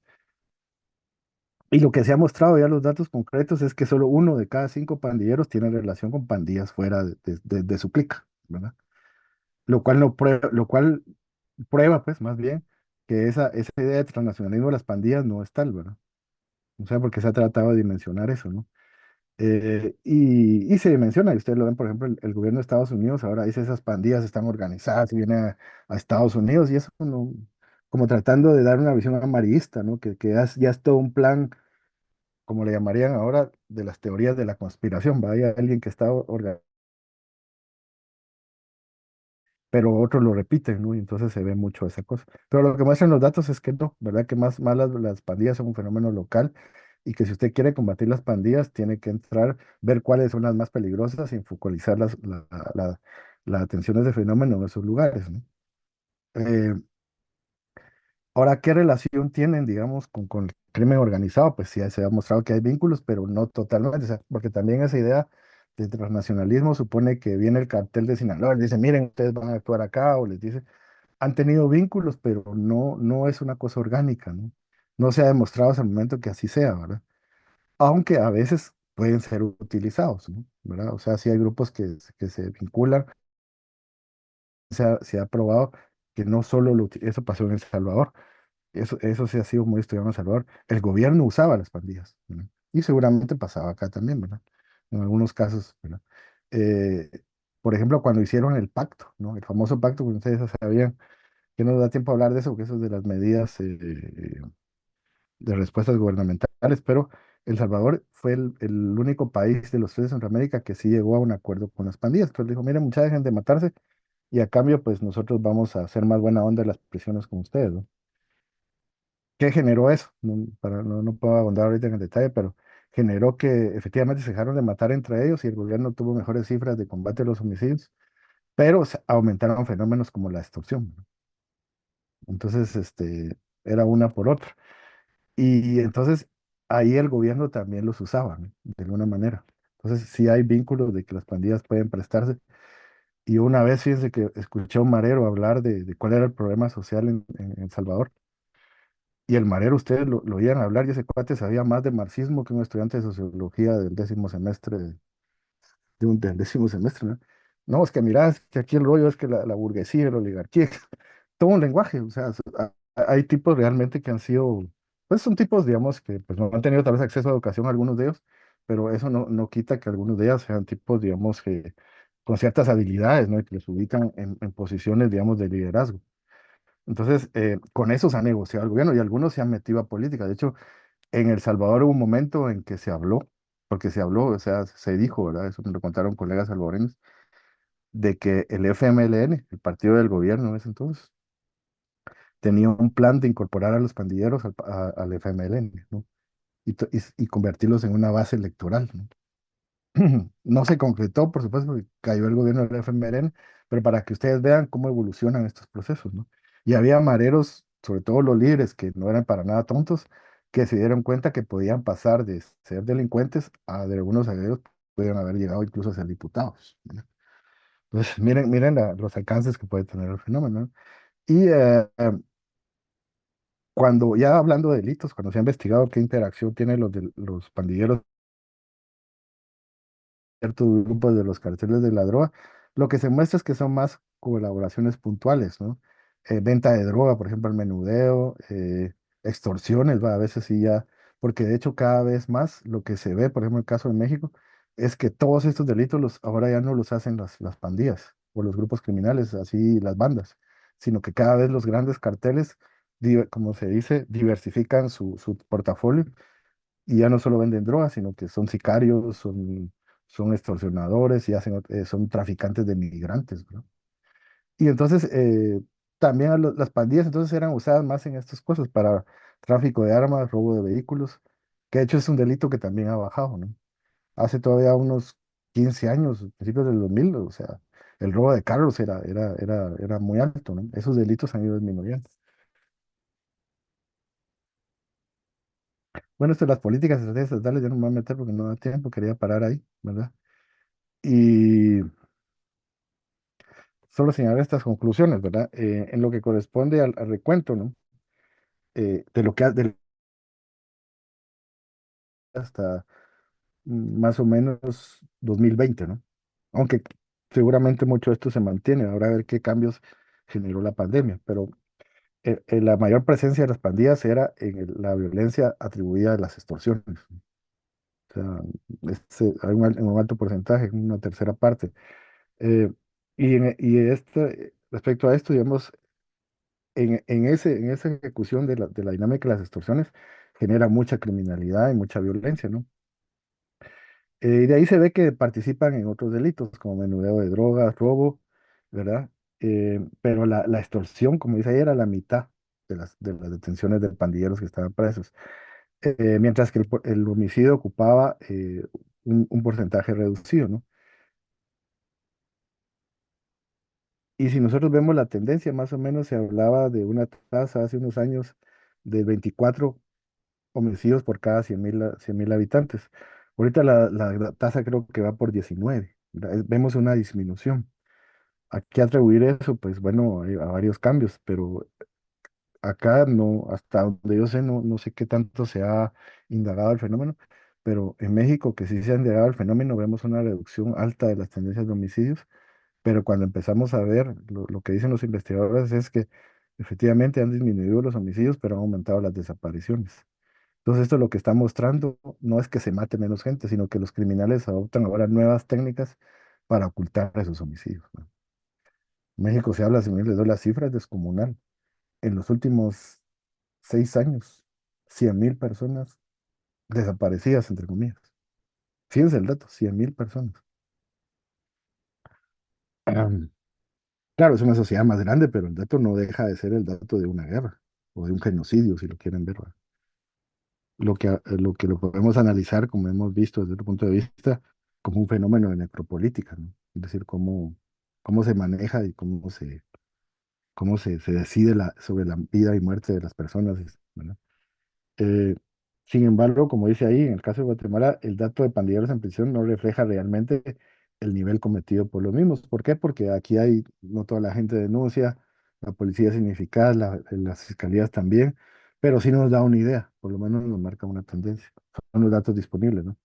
Otra conclusión es que en las pandillas hayan habido cambios, han habido mutaciones, ¿no? Y el tema es, como les decía, esto ya lo mencioné, no tiene que ver solo con políticas de detener a los mareros y a poner más policías, sino que también se debe poner mucha atención a qué está pasando en el sistema penitenciario, en las cárceles, ¿no? Digamos, quizá la medida de Bukele en cierto sentido ha sido exitosa porque no solo los ha encerrado, hablando pues, tratando de explicar ciertos logros que ha tenido esa política, porque ha también modificado. La política de Bukele, como ya les explicaba yo, y esto mucha gente no lo sabe porque no estudian los temas, no es porque empieza a meter mareros presos, eso viene desde el 2000, como él les con Tony Saca y Superman no dura y todas esas medidas, declarar a los mareros terroristas, eso lo hicieron en El Salvador hace 20 años, ¿no? Sino viene con los cambios que él ha generado en la política, digamos, penitenciaria, ¿no? Entonces, ahí es donde solo el SECOT dice que tiene capacidad para 40.000 pandilleros, imagínense ustedes. Entonces, y el impacto que eso tiene también en la opinión pública, que constantemente están diciendo que es muy exitoso y todo eso, ¿no? Eso tiene un impacto también. Y la gente puede ser que perciba que hay menos violencia pandilleril y no precisamente, como ya mostramos, los datos de percepción coinciden con la realidad, ¿verdad? Quizás los pandilleros tal vez ahora se matan menos, igual como con el pacto, aunque algunas investigaciones señalan también que el gobierno de Bukele ha hecho pacto con las pandillas, lo cual no me extrañaría. Eh, pero muestra, digamos, de alguna manera también que la opinión pública sí, la gente está convencida y la percepción es distinta. Entonces, hablar del sistema penitenciario tiene que ver también con reducir la violencia en general, ¿no? Porque muchas veces solo se ponen policías, pero no se cambian las cárceles. Y para cerrar estas conclusiones, ¿no? Hay iniciativas que se han hecho, no hay tiempo de hablar, desde el Estado, desde la sociedad civil, y que pueden ser exitosas para, digamos, poder salirse de las pandillas y poder que los jóvenes tengan opciones de rehabilitarse, ¿no? Y se ha visto que las más efectivas son las que lo rehabilitan, pero de una vez el pandillero sale con un empleo de la prisión, ¿verdad?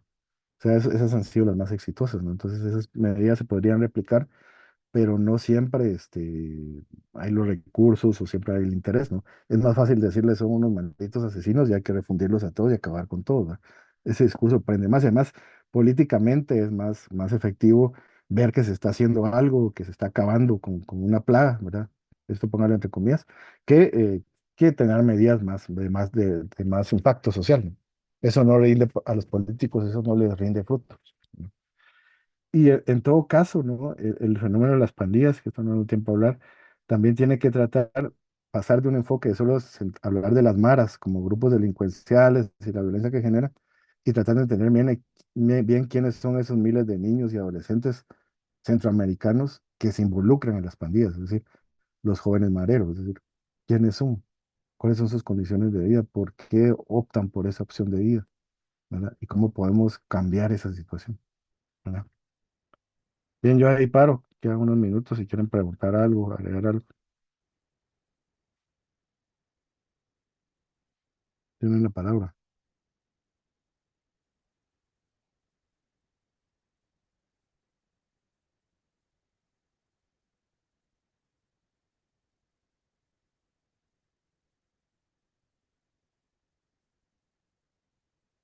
A ver, ¿cómo ven esto?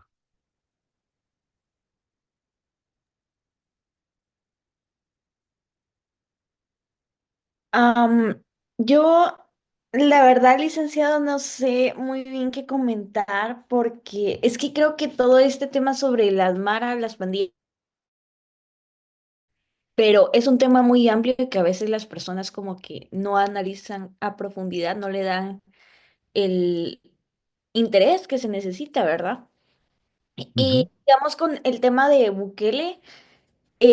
Creo que es justamente como lo que usted dice, las personas perciben algo, pero pues esas percepciones directamente no tienen que ver con las estadísticas, sino que simplemente la gente las percibe. Es como acá en Guatemala hay un montón de gente que dice, ay, es que con Bukele, si tuviéramos ese tipo de gobierno, si siguieran ujú, todo sería mucho mejor, nosotros necesitamos algo así. Es como, comprendo lo que dice porque se percibe como que todo es mejor, pero no se dan cuenta que eh, simplemente meter a las personas que consideran terroristas a la cárcel y tratarlos de esa forma no va a cambiar realmente la violencia en el país, porque no va a haber realmente un cambio a nivel social, o sea, solo va a haber un cambio en los aspectos penitenciarios, pero pues hay muchas cosas que conforman la violencia en el país.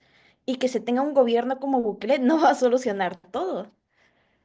Sí, sí, además el problema de corrupción en El Salvador es altísimo también. O sea, Yo creo también que, bueno, yo siempre me he hecho una pregunta, y es, ¿qué hubiera pasado si no hubiera existido el conflicto o que no hubiera existido la conquista, algo así? Entonces, cuando usted explica ¿sabe cómo se sobre... llama eso? Eso tiene un nombre. Los gringos le ponen un nombre a todo, que se Ujú. llama history fiction, historia ficción, así le llaman los gringos.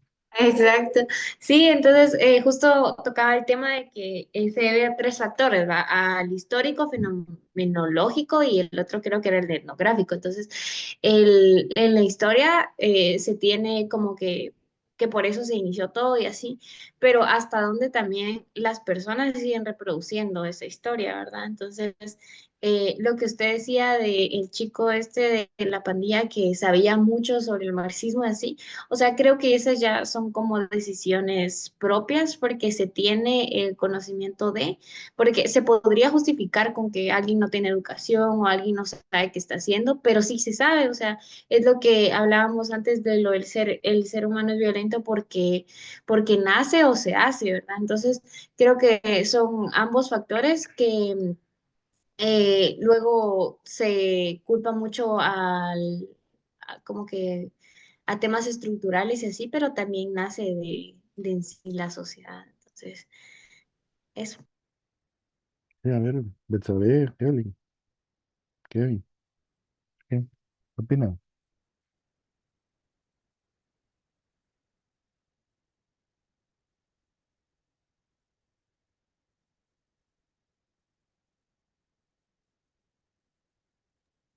Eh, A ver, yo sí. creo que, por ejemplo, ahorita que estaba en Semana Santa, estuve hablando con un primo y entonces salió este tema justo de las cárceles de Bukele y pues él hablaba de cómo le hacía sentido a él y que era más seguro y que viéramos los índices y creo que en eso, creo que no recuerdo bien, pero en ese momento mi hermana le dijo que la mayoría de personas que estaban ahí no habían recibido ningún, o sea, no había un proceso para que se decidiera que estuvieran en la cárcel.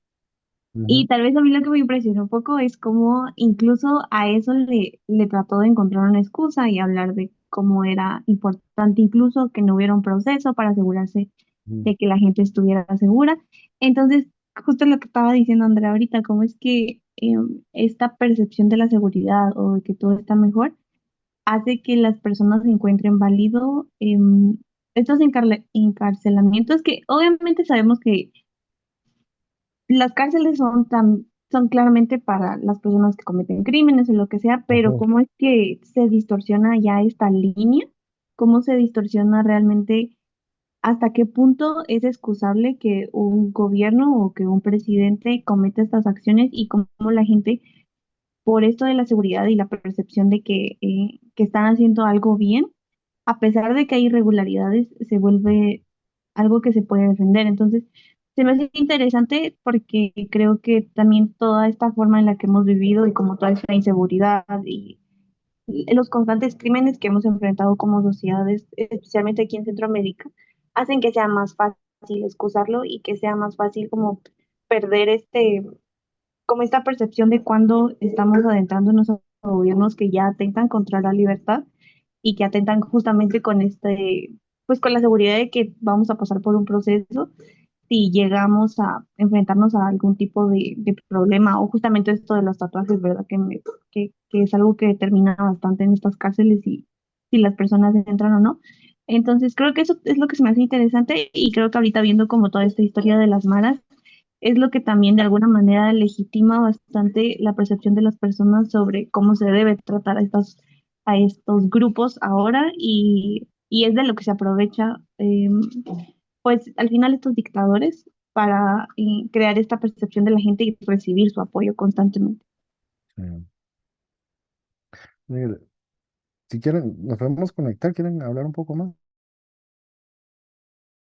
¿O quieren que cerremos ya? Por mí está bien, licenciado. Bueno, si se cierra, nos conectamos, pero inmediato, ¿va? Para que no nos perdamos. Ujú. Ok. Fíjense que les voy a contar una cosa que dijo el Smiley, un marero. No sé si han escuchado el Smiley, fue un marero que lo agarraron en el 2010, creo, por ahí.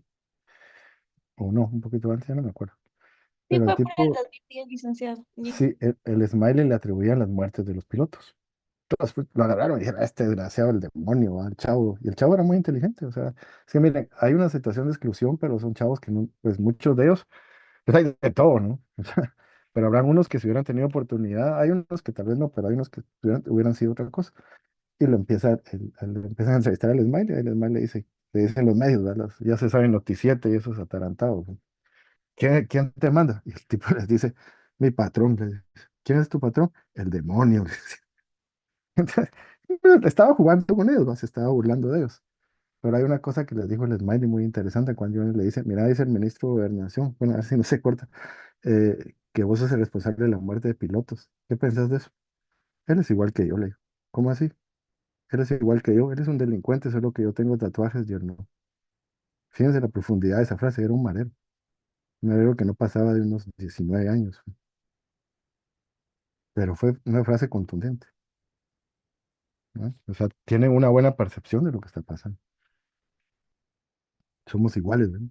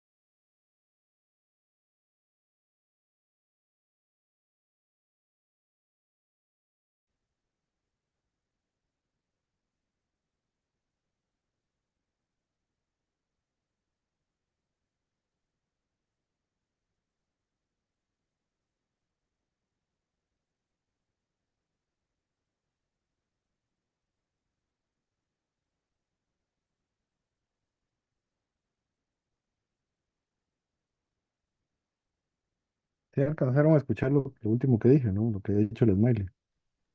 Sí,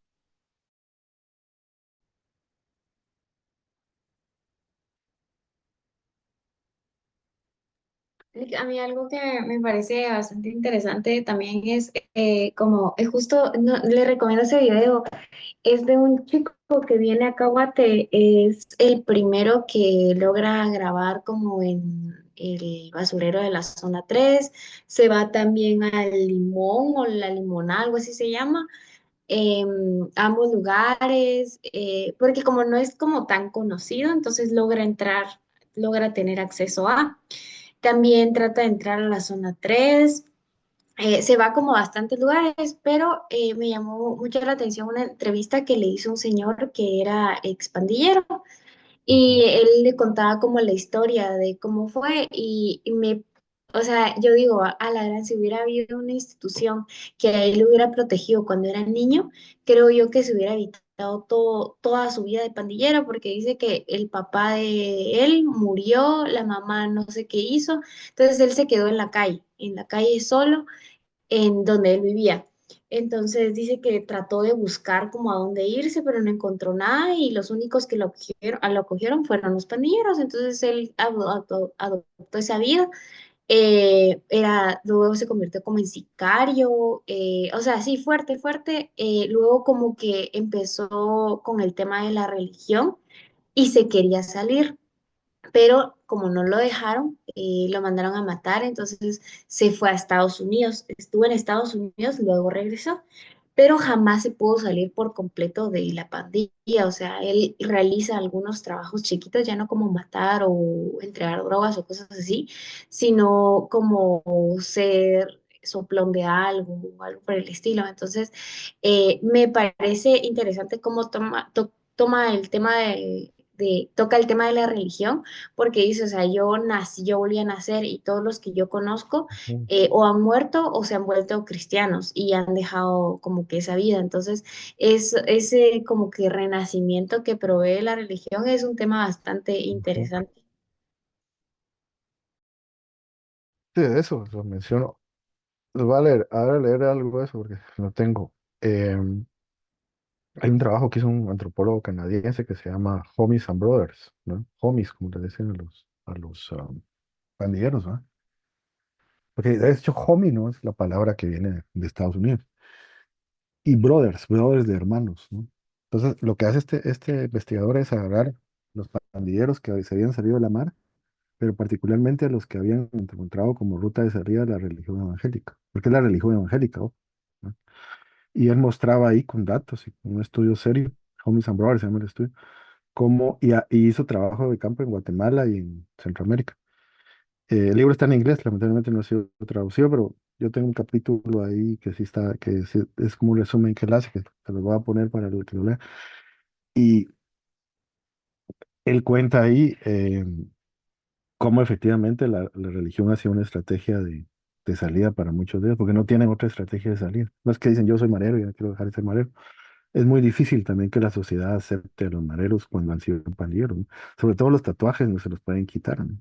O sea, de hecho, ha habido intentos de algunos de algunas organizaciones, entre las respuestas que ya no vimos, de apoyar al marero que se quiere salir y les hacen algún tipo de intervención para borrar los tatuajes, pero realmente no se pueden borrar, ¿no? Siempre les queda la cicatriz. Entonces, pues, a veces es un fenómeno que se puede estudiar de muchas maneras, ¿verdad? Y efectivamente, lo de Bukele y todas estas cosas, pues tiene mucho que ver con la percepción, ¿verdad? Sin duda, ustedes tienen, y esto va con un fenómeno más allá, porque no es solo lo de las marazones, es todo. Yo leí ayer un trabajo que hizo un francés que se llama Es el fin de las ciencias sociales, algo así, a modo de pregunta, y él planteaba ahí cómo las ciencias sociales cada vez tiene que competir con fuentes de autoridad que ya no son las universidades, ni son los académicos, ni son los intelectuales, ni los expertos, sino y esto tiene que ver mucho, decía en la conclusión, me parece, con el mundo digital, ¿no? Cómo ese mundo digital privilegia, digamos, otras fuentes de información que no son académicas, que no tienen nada que ver con una rigurosidad, que no tienen nada que ver con los datos, pero que compiten y que cada vez desplazan más, digamos, el conocimiento que producen las ciencias sociales, en este caso en particular, y el que produce las universidades. Miren la afrenta de Trump ahorita con Harvard, es un que han escuchado, no es gratuita, no es de gratis eso, ¿verdad? Es una cosa que es una política sistemática, pero que no es culpa de Trump. O sea, no para nada justifico a ese señor, pero no lo inventó él, pues eso es lo que quiero decir una vez más, del predominio, digamos, de lo digital como una fuente de información y de autoridad, entre comillas, de conocimiento de mucha gente. A les supuesto que el 99.99% de los que defienden a Bukele no es que hagan un artículo o un libro, nunca van a hacer eso en su vida, nunca. Pero sí se miran un post de Facebook o un TikTok, ¿verdad? Y así se informan. Y ahí usted puede decir cualquier cosa y eso está ideado de tal manera que el algoritmo selecciona, ustedes lo saben, no es su opinión, ¿no? Como me dijo alguien el otro día, mejor me dio risa porque para qué me voy a poner a discutir. Es que es mi opinión, me dice defendiendo a Trump. Entonces digo, pero no es su opinión, es que eso es lo que les hacen creer. Es el algoritmo el que le está diciendo que repita esa cosa. Y millones están haciendo eso. Entonces, en estos fenómenos, ¿verdad? También juega mucho lo que hay otros, esa percepción, ¿no? Y es difícil eso, es difícil por eso generar un espacio de debate y discusión de estos temas, porque no hay, ¿verdad? O sea, y no es porque las redes sociales no lo permitan, porque sí lo permiten. O sea, si usted les da las redes sociales son neutras, o la tecnología es neutra, esto lo han estudiado los sociólogos de la tecnología, ¿no? O sea, lo que la hace de una forma o de otra es el uso social que usted le da a esas redes, ¿no? Entonces, también tiene que ver mucho con ese fenómeno, ¿no? Fíjese que algunas profesiones, como el periodismo, están en sus últimos días, ¿no? Ya casi, fíjese que tal vez ustedes no lo creen porque se ha perfeccionado más con la inteligencia artificial, pues no sé, pero el 70%, no, tal vez, bueno, un 60 por ahí, o la mitad por lo menos, siendo generosos, de los videos que hacen en YouTube de noticias, no los hacen periodistas ni alguien humano, ya son robots. Incluso algunos imágenes de fulano son robots. O sea, ya hemos llegado a ese nivel, ¿no? No digamos todo lo que se postea en las redes sociales. Entonces, eso también hay que irlo entendiendo, ¿no? Y eso es parte de un fenómeno que la sociología, digamos, del siglo XXI debe estudiar, y algunos lo empiezan a estudiar, ¿no? Pero tiene mucho que ver con eso. Y la percepción de la violencia ahora es cada vez más manipulable, la política es cada vez más manipulable, ¿no? en ese sentido, ¿no? Hay una serie que retrata mucho esto, ya saliendo de otro tema, pero que no sé si la han visto, pero creo que la vean, que se llama Black Mirror. Muy buena serie, licenciado. Y ahorita salió otra temporada. Sí, empecé a ver, ya he visto un par de capítulos, pero esa serie está hecha por gente que sabe. Pueden ver como un, pues es una cosa, una serie, pero si uno la lee sociológicamente es muy interesante. Y toda la visión de Black Mirror es distópica de, de lo digital. Fíjense que no es para, no hay un capítulo que hable de algo positivo ahí, ¿verdad? Claro, es ficción, pero no deja la ficción a veces de mostrar lo que está pasando en el mundo, ¿no? Pero las redes sociales se pueden usar para usos también de la academia y todo. Por cierto, no sé si, creo que algunos de ustedes sí se conectaron en la actividad que tuvimos con con Luis Mac. Sí estuvieron, ¿verdad? Sí, ¿Y cómo vieron el ejercicio? ¿Qué les pareció? A mí me a gustó. ver, a mí también, a mí me pareció la ponencia de, ay, no me recuerdo cómo se llamaba esta socióloga, pero hablaba sobre el tema de las redes, se enfocó más en eso, pues, como la democracia en red y todo eso. Me pareció bastante interesante. Y que el pensamiento crítico, creo que lo que usted decía, que cosas que tengan que estudiar la sociología ahorita, justo Betsa está haciendo como su trabajo en eso del pensamiento crítico y hay una decadencia de, ahorita estoy como en una cosa que está como catedrática una señora que es de Florida y Ujú. dice que hay demasiada censura con todo, o sea, es de ir como con puntillas, entonces póngale que las clases que usted está teniendo con nosotras no se podrían tener allá. Como que el tema de cuando se habla de política o algo social es lo social desde el punto de vista estadounidense. O sea, Ujú. tiene que ir así ya. Entonces creo que por eso el pensamiento crítico y por eso la gente apoya demasiado a Trump, porque no hay un criterio propio. Sí, lo digo, la opinión, lo que el algoritmo le está diciendo que repita.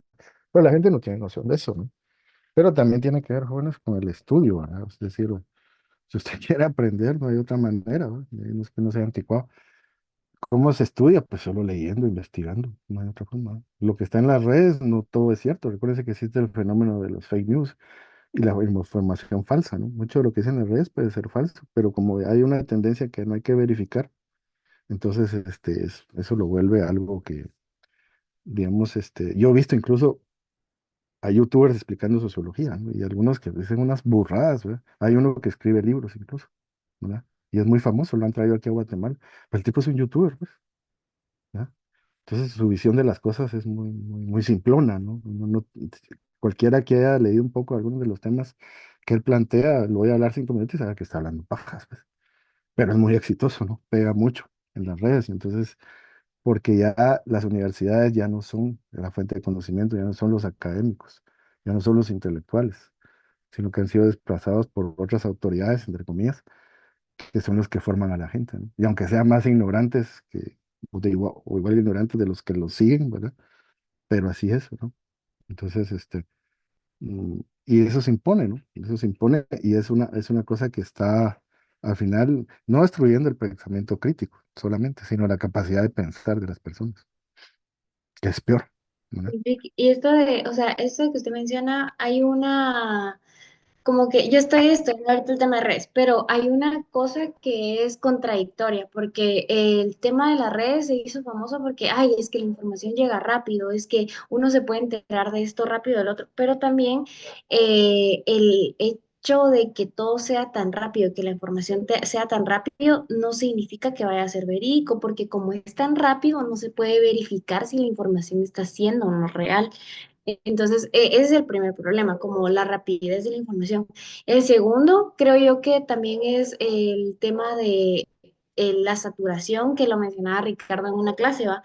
La saturación de contenido, porque podemos utilizar nuestras redes para ver política, para ver Instagram, en Instagram para ver o anunciar algunas cosas, pero hasta donde también eso se vuelve como rutinario y ya no algo como que nazca. Entonces, también la sobresaturación puede hacer que de una vez nos vuelva como inmunes a algo importante. Es como, ah, sí, pero ya, ¿qué se va a hacer? O sea, ¿qué más va a pasar si igual ya pasó esto el año pasado? Entonces, esos son los temas bastante importantes también de las redes. Y Sí, sí, relacionándolo con esto que acaba de mencionar Andrea de la sobreestimulación, creo que eso se puede demostrar como, inclusive en los casos más. Hace poco, inclusive se hizo viral de una chava que mira a otra chava que acaba de huir de un tiroteo, ¿verdad? Y la chava está sangrando y está tirada en el suelo y se está desangrando y está pidiendo ayuda. Y la chava, en vez de, no sé, llamar o gritar de que alguien se está muriendo enfrente de ella, lo que hace es sacar su teléfono, grabarla. grabarse a ella tomándose un Starbucks y, o sea, le da la vuelta a la cámara como que para grabar a la chava que se está muriendo, pero que se le mira la cara a la persona que está grabando y a la misma vez que se está tomando un Starbucks. Sí, Y eso es sí, lo que ella hace, grabarse así y subir luego el video así como que, ay, miren lo que me encontré en la calle. Y es como, ¿a qué nivel estamos llegando como para que las personas tengan tan poca sensibilización sobre problemas? Porque, o sea, yo entiendo que tal vez la chava miró y dijo, ay, le dispararon. Eso no me va a pasar a mí, pero a cualquier persona le puede pasar algo así. sí, efectivamente. Pero, y con eso que decía Andrea, ¿verdad? Que decíamos, eh, es que no confundamos las redes sociales y lo digital, porque no es solo las redes sociales, aunque es lo central, ¿no? Porque está YouTube también, están otras fuentes, ¿no? Incluso la misma Wikipedia o Internet, ¿va? El Internet en general, lo que nos da es información, pero la información no es conocimiento. Eso lo saben desde los griegos, sabemos eso, ¿no? La información, el conocimiento se construye, se estudia, no es inmediato, no es que yo mire, por ejemplo, un fenómeno social y ya entendí qué está pasando, ¿no? O sea, tengo que estudiarlo, ¿no? O sea, ahí pues no nos dan conocimiento. ¿Y cuál es el gran problema? Que eh, la estructura de ese mundo digital está ideada no para darnos conocimiento, sino para entretenernos. Es que esa es la lógica del espectáculo, ¿no? Es la, es la, es el traslado de la lógica del espectáculo ya más allá del espectáculo. El espectáculo es para divertirme, ¿va? Yo miro a un cantante, un video, o miro una serie babosa ahí que me entretiene, ¿no? O miro una caricatura o un manga, eso es para entretenerme, pero yo no tengo que racionalizar tanto eso, sino que pueden ser mensajes muy simples. Pero el conocimiento es otra cosa, ¿no? Entonces, lo que se ha hecho es que se ha trasladado la lógica al espectáculo, es decir, del hedonismo, al, para todo, ¿no? Incluso de las clases, ¿no? O sea, les apuesto que, no sé si les ha tocado, pero me enseñaron unos estudiantes, algunos docentes que solo les pasan videos, ¿no? Y a veces ni videos de ciencias sociales. Entonces, pero es un mal, ¿va? No es exclusivo ni de la escuela, ni de nosotros, ni es solo Trump, es una cuestión global, ¿no? O sea, se habla mucho de un cambio, digamos, de época, de varias cosas, pero mucho de ese cambio de época está asociado a las redes digitales, ¿no? Creo se recuerda yo que en la exposición yo hablaba de cómo no podemos entender y nadie lo quiso ver así, al menos lo que yo había leído, estas manifestaciones sociales como muy asociadas a los momentos, a lo digital que estaba pasando a nivel global, ¿va? No era solo de Guatemala, ¿verdad? Hubieron muchos movimientos sociales en esa época que generaron ese efecto de imitación que aquí se hizo también, ¿verdad? Y que sin duda pues tiene un impacto, ¿verdad? Pero el punto es eso, ¿no? Que estamos cada vez más, y en fenómenos de la violencia tenemos una percepción, ¿no? Y lo que tenemos de hacer es investigar más, estudiar más para si queremos entender. Y no hay otra forma. Entonces, ¿qué quiero decir con esto de una manera? Si ustedes quieren aprender de algo, pues está bien, vayan a que no miren las redes sociales, ¿verdad? Pero hay un conocimiento, ¿no? Y quienes generan conocimiento en una universidad, perdón, en una sociedad, son esas cosas que le llamamos universidades. Y cada vez la universidad está perdiendo espacio, ¿no? ¿No? O está siendo invadida por esta tendencia. Y eso no es culpa de Guatemala ni es culpa de un político, es un proceso global, ¿no? Social, ¿no? Bien, entonces un poco, bien, cerramos hoy ahí porque nos extendimos. Pero eso que mencionaba Kate de este caso me recordó un capítulo de Cabal de Black Mirror, ¿no? Que, no sé si ya lo vieron, lo que se llama Oso Blanco. Está muy bueno, Pero licenciado. es eso, es esa insensibilidad. Ese capítulo retrata cómo las redes sociales vuelven hasta espectáculo, que es lo que usted me está describiendo en este video, el dolor humano. Todo es entretención. Lick, y digamos, esto de la caída del pensamiento crítico en general de la academia y universidades y lo que usted menciona, digamos, es algo que se viene pronosticando desde hace años, porque hay series, Sí. animes, películas viejísimas que hablan de eso. Digamos, algo que inclusive se lo mencionó otro licenciado con el que tuvimos una conversación similar. Hay este anime que pues es viejo, es como de los 2000, ¿verdad? Eh, pero este anime justamente es muy al estilo de Black Mirror, es como que un anime futurista donde en esta sociedad la sociedad está controlada como por una IA.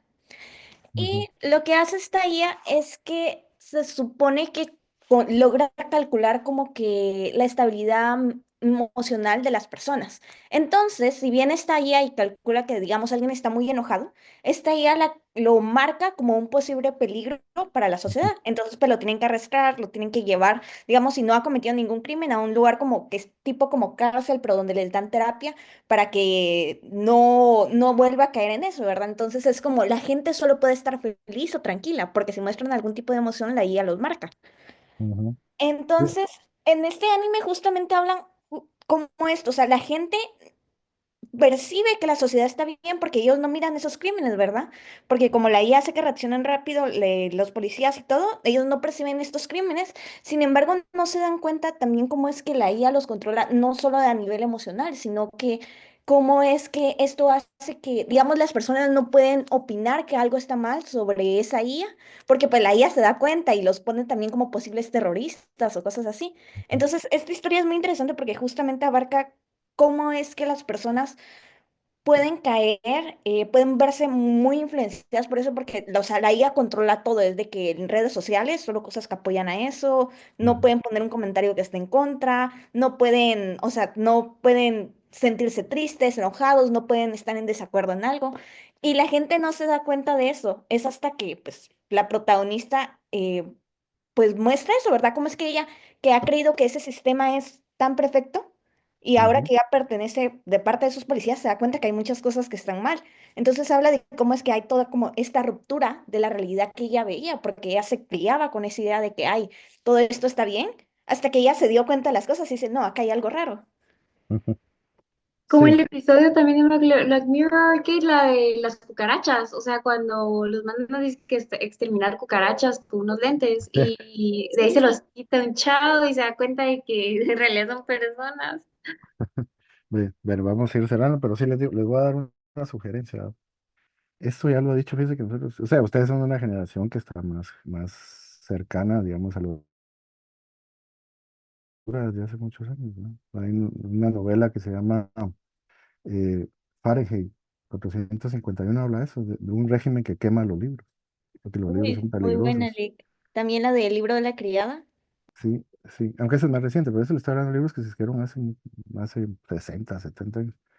Hay otro más viejo que se llama La Granja de Orwell, ¿va? Y también 1984, que de ahí viene lo de Big Brother, ¿no? Es un libro, un novelista. Y y hay otro que se llama Mundo Feliz, ahorita me recordaba de Huxley, un escritor inglés, que precisamente ahí la gente está en una sociedad futura y les dan una sustancia que se llama soma, para que lo miren todo así bonito, ¿va? Incluso la soma es tan gratificante que les genera placeres similares al orgasmo, ¿no? Incluso desaparece la relación sexual porque ya con eso tienen todo. Entonces, yo sí, muy joven leí mucho ciencia ficción, ¿no? Y la ciencia ficción desde hace por lo menos unos más de 100 años viene hablando de esos temas, ¿no?